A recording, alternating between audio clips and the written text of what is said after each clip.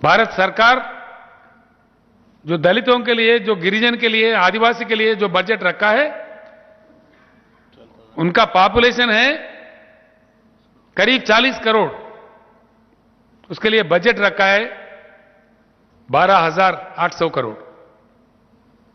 ये दलित का सरकार है? ये ट्राइबल का सरकार है? ये दलित द्रोही है, गिरिजन द्रोही है, ट्राइबल द्रोही है। गरीबों से इनको कोई मतलब नहीं है।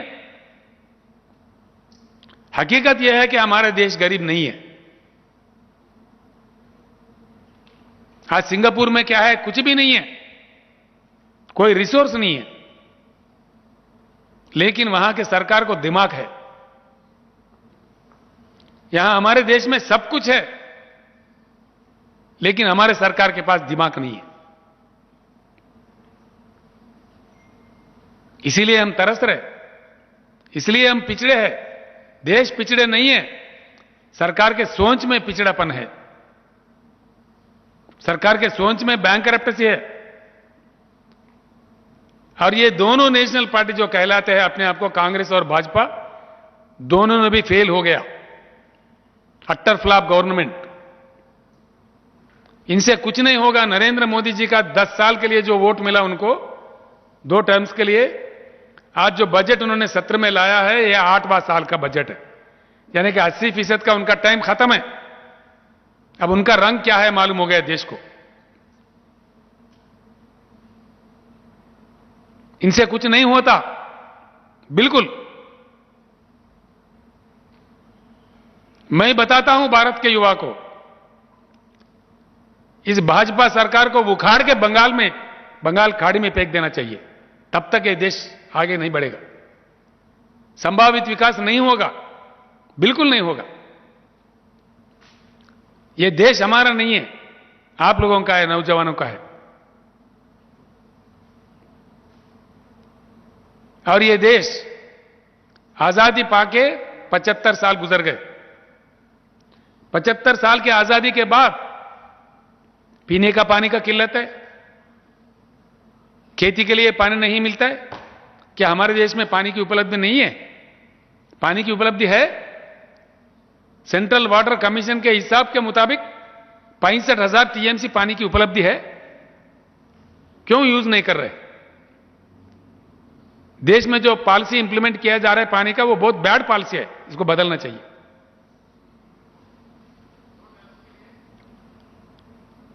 66% देश अंधेरा में है। क्या हमारे देश में बिजली नहीं है? करंट नहीं है? करंट है, केंद्र सरकार के पास दिमाग नहीं है। इस देश में जो स्थापित विद्युत शक्ति है, स्थापित विद्युत, जिसको अंग्रेज में इंस्टॉल्ड कैपेसिटी कहते हैं, 4,01,000 मेगावाट के ऊपर करंट की उपलब्धि है। कितना यूज करता है देश? किसी भी समय 2 लाख मेगावाट से ज्यादा यूज नहीं करते। जो करंट उपलब्ध है उसको देने का क्षमता भी हमारे केंद्र सरकार के पास नहीं है। क्या यह बात सच नहीं है? एक ही मिनट में कोई झूठ करके अगर साबित किया, 1 मिनट में मैं अपने मुख्यमंत्री पद को इस्तीफा दे दूंगा। मैं दिल जल के ये बात कह रहा हूं। पानी की उपलब्धि है, देश को पानी नहीं मिलता, ना किसान को मिलता, ना पीने को मिलता। देश में करंट की उपलब्धि है, 65% देश अंधेरे में रहता है। कितने दिन इस देश को अंधेरे में रखोगे? देशवासियों से मेरी प्रार्थना है कि एक बदलाव चाहिए। 75 साल का अनुभव बहुत बुरा है। हमारे देश में सब कुछ है, हम धनवान हैं। हमारे देश में किसी चीज की कमी है तो हमारे केंद्र सरकार के पास दिमाग की कमी है, सोच में गरीबी है। हम दुनिया का सबसे बड़ा ताकत बन सकते हैं, ये हमारा बदनसीब भी है कि जो केंद्र में हमारे पास काम कर रहे सरकारें, जो कांग्रेस और भाजपा दोनों भी फ्लॉप है, इसलिए हमारा ये हालत है। ये बेरोजगारी, ये पावर्टी, ये गरीबी, इनके बदौलत है। ये खाली बोलते हैं, करते कुछ नहीं है, झूठ बोलते हैं, बहलाते हैं। धर्म के नाम बोलो, कुछ और बोलो, बहकाओ।